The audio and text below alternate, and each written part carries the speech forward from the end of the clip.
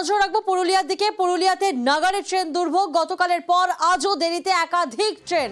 প্রতিনিধি ইন্দ্রজিৎ এই মুহূর্তে আমাদের সঙ্গে রয়েছেন। ইন্দ্রজিৎ, ট্রেন তো নেই কিন্তু টিকিট কেন বিক্রি হচ্ছে? খুব স্বাভাবিকভাবেই তো যাত্রীদের ক্ষোভ বাড়ছে, অন্যদিকে বিকল্প কোনো যাতায়াতের ব্যবস্থা?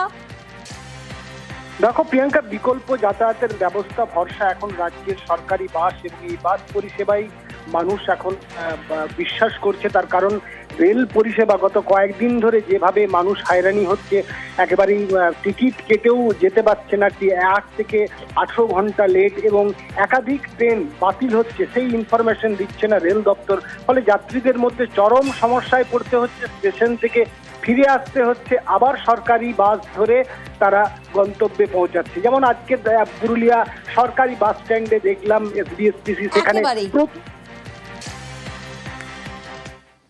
কোচবিহার বালি পাথর পাচারের দেদার কারবার। তুফানগঞ্জে রায়ডাক নদী থেকে বালি পাথর পাচার, নদী থেকে বালি পাথর তুলে বন দফতরের জমিতে মজুত করা হচ্ছে। স্থানীয় নেতার মদতেই কি কারবার, এমনটাই অভিযোগ সামনে আসছে। কি অভিযোগ শোনাবো আপনাদের। সমস্যা তো অনেক, আমাদের যাতায়াতের অসুবিধা, রাস্তায় বড় বড় গর্ত, বাচ্চারা স্কুলে যাবে ওই সময় ডাম্পার নিয়ে যায়। হ্যাঁ, রাস্তা হচ্ছে ছোট রাস্তা, ছাপা রাস্তা, এগুলো তো অসুবিধা হবেই আমাদের। আর আমাদের হচ্ছে কাঁচা রাস্তা, জলকাদা জমে থাকে। হ্যাঁ, জলকাদা জমে থাকে। ও আর হচ্ছে ডাম্পারই হোক আর হচ্ছে বাংলা গাড়ি হোক, একদম ওভারলোড নিয়ে যায় আর কি। আচ্ছা, এ নিয়ে কি কাউকে জানিয়েছেন? হ্যাঁ, জানাইছি। কোনো কাজ না, কোনো মানে জানিয়েও কোনো সুরা মিলেনি আর কি।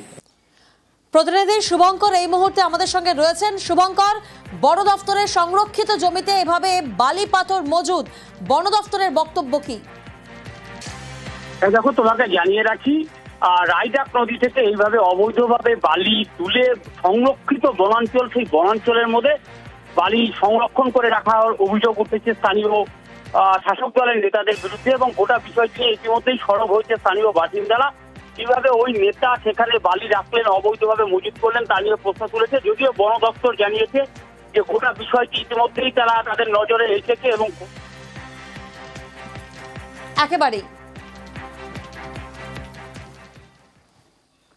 পানিহাটির দিকে আমরা নজর রাখবো। পানিহাটে সেখানে মাটি মাফিয়া দৌরাত্ম্য, বছরের পর বছর মাটি ফেলে খাল ভরাট করা হচ্ছে, এমনটাই অভিযোগ সামনে আসছে।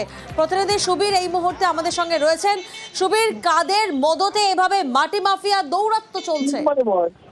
দেখো, পানিহাটি পৌরসভার 18 নম্বর ওয়ার্ড সোদপুর পঞ্চায়েততলা এলাকাতে এইভাবেই কিন্তু যে প্রাচীন সোনাই নদী, সেই সোনাই নদীর যে জমি, সেই জমি মাটি ফেলে ভরাট করার অভিযোগ উঠলো এলাকারই জমি কারবারিদের বিরুদ্ধে। এবং এলাকার স্থানীয় বাসিন্দা থেকে শুরু করে এলাকার স্থানীয় কাউন্সিলর, তিনি কিন্তু রুখে দিলেন এই গোটা পুকুর ভরাটের ঘটনা। এবং এই নিয়ে কিন্তু ভোলা থানা এবং খড়দহ থানার যৌথ উদ্যোগে পুলিশ ঘটনাস্থলে আসে, এবং পুলিশের সামনেই তর্কাতর্কিতে জড়িয়ে পড়েন স্থানীয় বাসিন্দা যারা বাধা দিয়েছেন তাদের সঙ্গে, জমি কারবারিদের সঙ্গে তারা তর্কাতর্কিতে জড়িয়ে পড়েন, এবং ইতিমধ্যে কিন্তু এই যে ভরাটের কাজ, সেই কাজ কিন্তু বন্ধ করে দিয়েছে পুলিশ। একেবারেই টানা বৃষ্টি আর টানা বৃষ্টিতে ফুঁসছে তেস্তা। ফুলে ফেঁপে ওঠা তেস্তায় নরবরে বাঁধে আতঙ্ক বাড়ছে। নরবরে বাঁধে আতঙ্ক জলপাইগুড়ির বিবেকানন্দ পল্লীতে।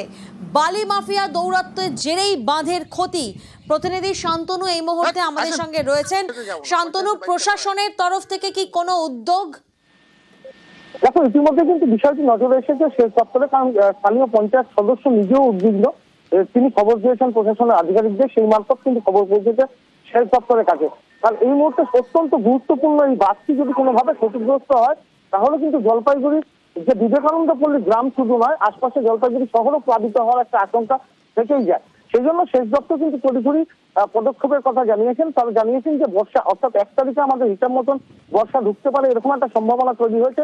তার আগেই যাতে কাজটা শেষ করে দেওয়া যায়, অর্থাৎ যে ফাটলগুলো দেখা দিয়েছে, রেনকাট দেখা দিয়েছে, সেই এলাকাগুলো যাতে মেরামত করে দেওয়া যায়, বাঁধের ক্ষতিগ্রস্ত অংশ, সেই ব্যাপারেই পদক্ষেপ করা হবে বলে সেচ দপ্তর আশ্বস্ত করেছে।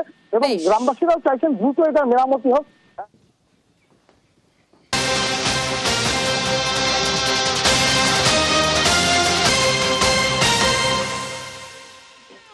যে ছবি এই মুহূর্তে আপনারা দেখছেন নকশালবাড়ির নেহাল জোত, সাত সকালে হাতির দল, লোকালয় থেকে খাবার নিয়ে জঙ্গলের দিকে হাতির পাল, গজরাজ বাহিনীর লোকালয়ে হানা। প্রতিনিধি বিশ্বজিৎ এই মুহূর্তে আমাদের সঙ্গে রয়েছেন। বিশ্বজিৎ, গজরাজ বাহিনীকে কি জঙ্গলে ফেরানো সম্ভব হয়েছে? বন দফতরের কি ভূমিকা?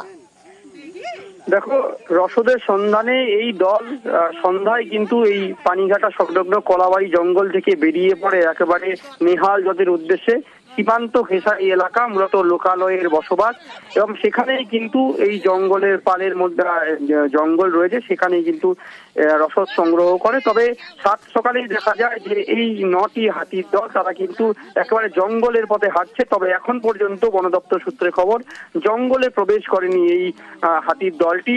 পাশেই কিন্তু এক ছোট্ট জঙ্গল রয়েছে, সেখানেই আস্তানা বেঁধেছে এই দলটি। বন দপ্তর সূত্রে খবর যে সন্ধ্যার পরে এই যে হাতির দল তাকে কিন্তু যে স্বাভাবিক জঙ্গল কলাবাড়ি জঙ্গল সেখানে কিন্তু ফেরানো হবে।